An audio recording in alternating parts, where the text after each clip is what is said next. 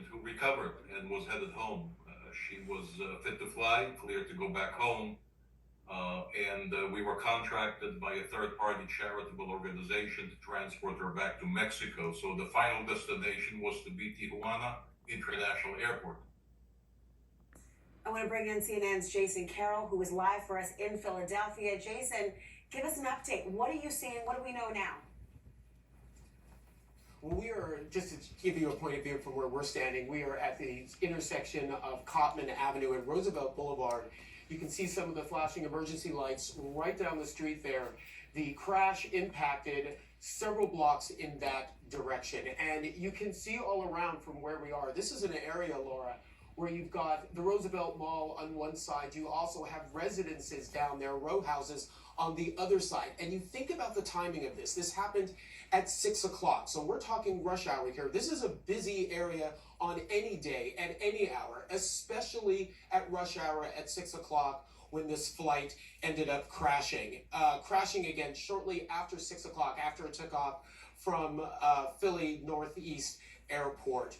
Again, what we're hearing about what happened here on the ground, and there were a lot of eyewitnesses, as you can imagine. Some described it as a fireball on impact. Some say that the sky lit up. Not only did they see it, Laura, but eyewitnesses say that they felt it as well. Some people said that their windows started rattling, ran outside to see exactly what was going on. Philadelphia's mayor is saying that at this point, they cannot confirm how many people have been impacted by this, how many fatalities there were. We can tell you, and you talked a little bit about this, that there were 6 people on board that Learjet 55 medical aircraft.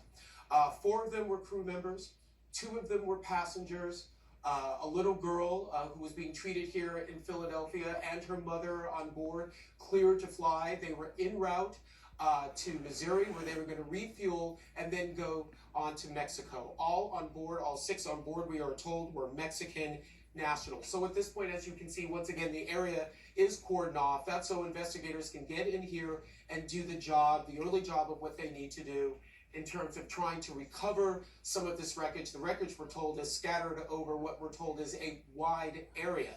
And so what they're telling folks here on the ground is, if they see any wreckage, any parts of that plane, not to touch anything, but of course to call 911, say what they've seen so people can get in there, because what investigators typically do in situations like this is when they have aircraft that have come apart, they actually go in and try to recover as many pieces as they can.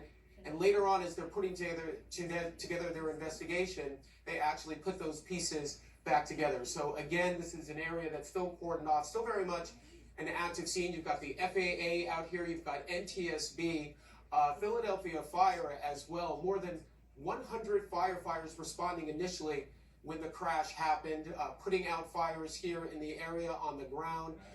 The mayor is saying that not only were their vehicles impacted by the crash, but several buildings impacted as well. So now comes the task of trying to sort out exactly what went wrong here. And as you know from covering these types of crashes, it could take some time before investigators have that answer.